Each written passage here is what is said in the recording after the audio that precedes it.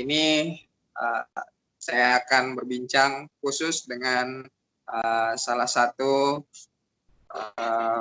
mahasiswa yang dari mana Pak Paiki? Dari Polewali Mandar, Sulawesi Barat. Mahasiswa dari Polewali Mandar yang sedang menempuh kuliah sebagai Master of Candidate Hospitality and Tourism Management di Orleans University, Pak Paiki ya?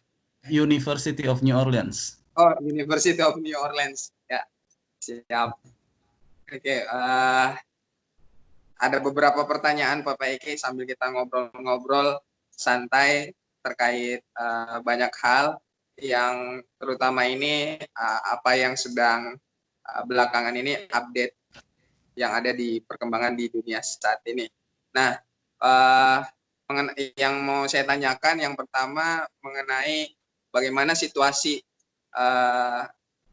penduduk Indonesia yang ada di sana ataupun mahasiswa-mahasiswa yang sedang menempuh pendidikan yang berada di Amerika. Pak Eki bisa tolong jelaskan kondisinya kira-kira seperti apa sekarang ini? Oke, Assalamualaikum warahmatullahi wabarakatuh.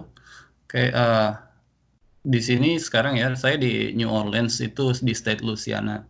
Dan kalau di sini sendiri, saya satu-satunya mahasiswa Indonesia di University of New Orleans. Tapi ada beberapa teman mahasiswa di Tulane University, itu kebetulan fakultas memang yang terkenal dengan fakultas public health-nya. Jadi epidemiologinya, jurusan epidemiologi teman-teman yang di sana itu.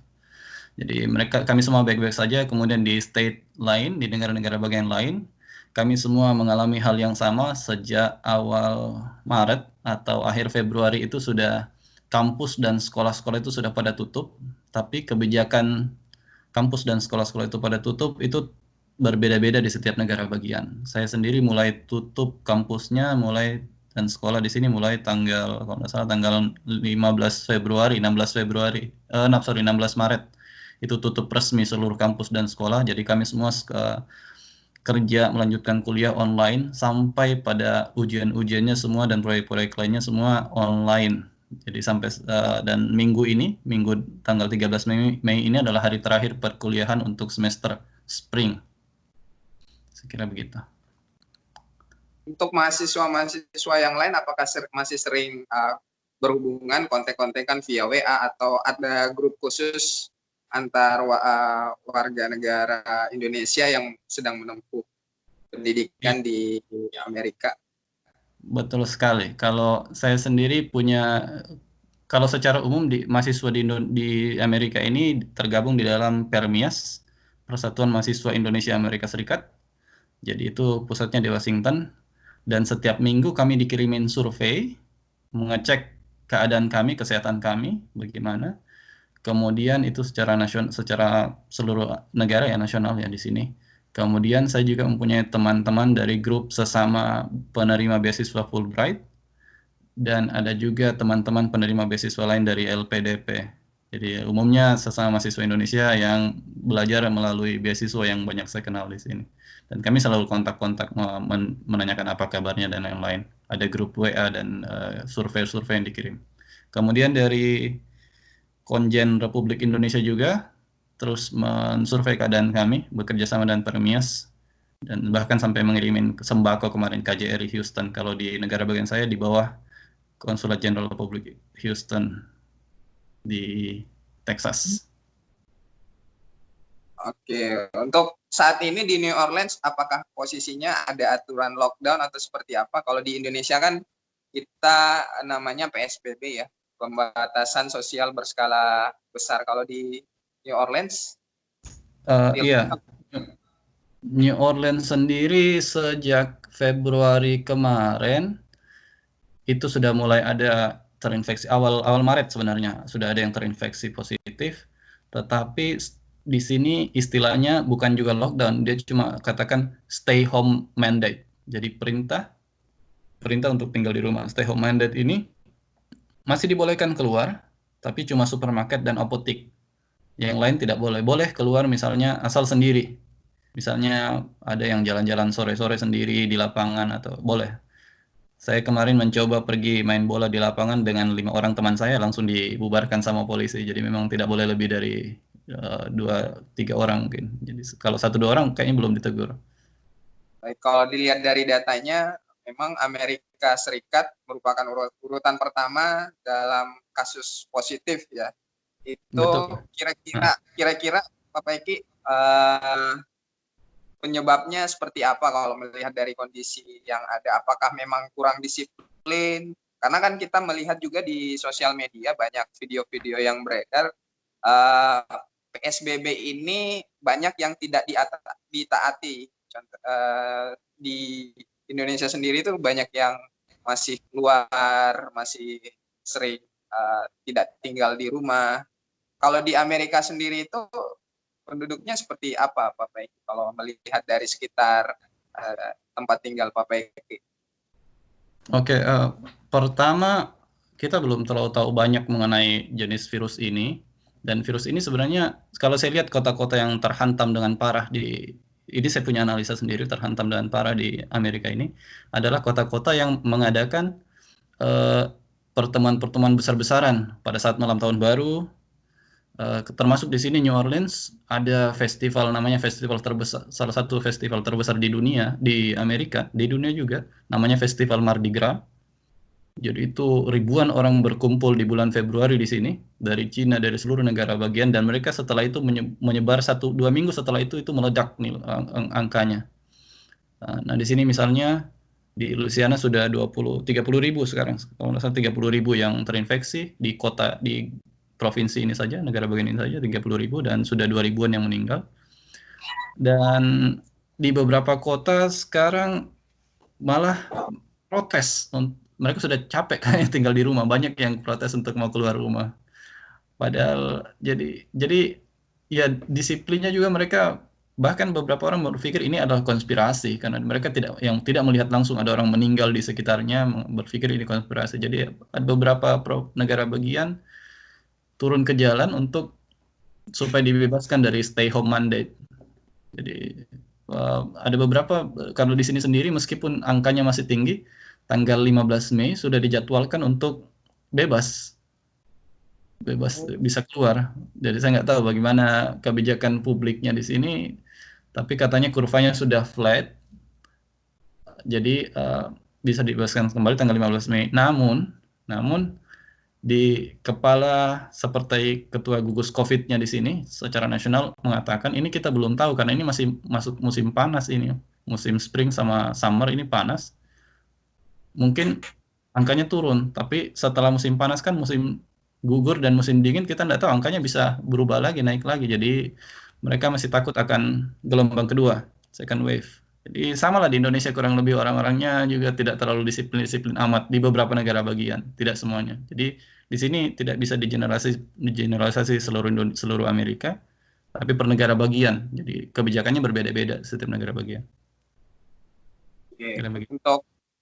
Uh, untuk vaksin sendiri, pernah Pak Paiki dengar mengenai vaksin, penelitian di Amerika, universitas-universitas di Amerika sedang gencar-gencarnya untuk menemukan kira-kira vaksin yang bisa mengatasi virus corona ini. Pernah dengar nggak Pak Paiki? Sampai sekarang bahkan bukan vaksin ya, sebelumnya bahkan di University di North Carolina itu ada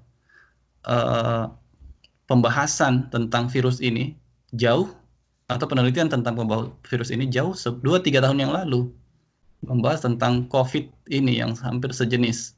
Dan itu ada linknya dengan university di Cina, pendanaan dari sana. Itu salah satu teori yang ada, berita yang ada. Kemudian mengenai vaksin, ada beberapa yang diajukan menurut berita-berita yang di koran sentral di sini yang kayak CNBC atau CNN. Itu ada beberapa vaksin, tapi belum ada yang dipastikan aman untuk manusia. Belum ada yang aman. Ada beberapa yang calon-calon vaksin ini, tapi belum ada yang dipastikan aman diujikan ke manusia. Belum memastikan keamanannya, dampaknya. Ya, kemarin juga ada sempat heboh video yang video Bill Gates yang sedang presentasi tentang mengatasi pandemi di tahun-tahun berikutnya. Kalau nggak salah videonya itu tahun 2017. Iya, iya, Kita benar. kita itu viral nggak di sana Pak Pagi? Betul, itu dinonton viral juga di sini. Kalau di Indonesia saja viral, di sini juga. Bahkan Presiden Obama tahun 2010, 2009 sudah mengatakan tentang hal ini. Kita harus siap. Ada salah satu pidatonya juga viral di sini yang kita harus siap untuk pandemik. Mungkin dia mengatakan mungkin di 2020, mungkin di 2025, tapi dia sebut 2020. Itu Iya, Obama betul. tahun 2009, 2010. Jadi hal-hal begitu memang banyak di sini, maka semakin menjadikan teori konspirasi semakin menjalar. Yang menyebabkan orang juga pada kurang sadar ya, atau seperti apa ya? Mungkin sudah merasa Distrust. bahwa distrust ya. Nggak ada tidak kepercayaan sama ini. Kalau tidak melihat langsung korban-korbannya, karena saya sendiri misalnya di sini, beberapa hari lalu saya keliling-keliling sama teman naik mobil begitu. Di mobil saya berdua, bisa keluar. Seperti situasinya tidak, karena kita tidak melihat korban-korbannya mungkin. Saya tidak ke rumah sakitnya. Sepertinya situasinya biasa-biasa saja.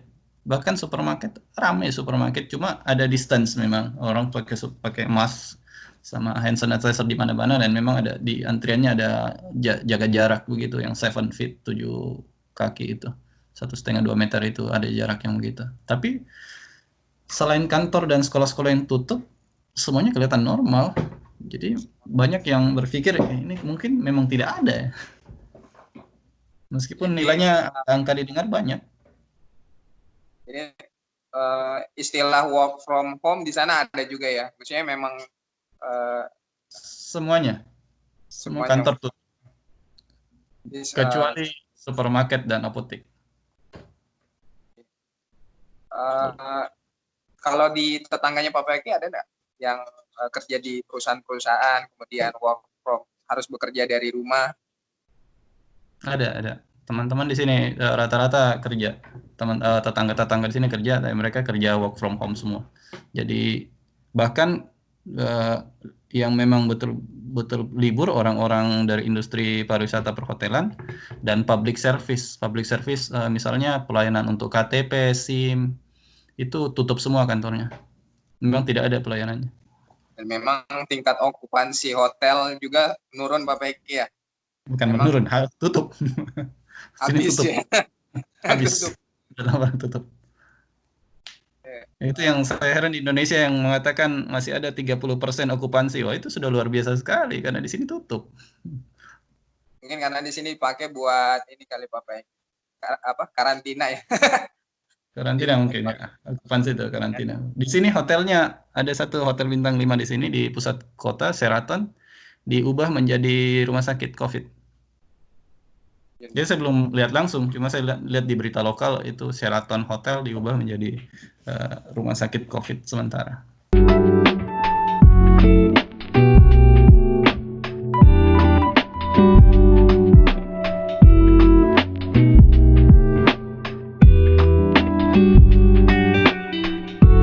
By the way, Pak Peki sekarang sudah semester berapa? Saya sudah semester 2, ini minggu depan insya Allah selesai semester 2. Dalam penyelesaian studi 4 semester ya? 4 semester, tapi summer biasanya orang libur. Tapi summer ini saya ambil semesternya juga, jadi semester pendek, jadi insya Allah dalam 1,5 tahun selesai.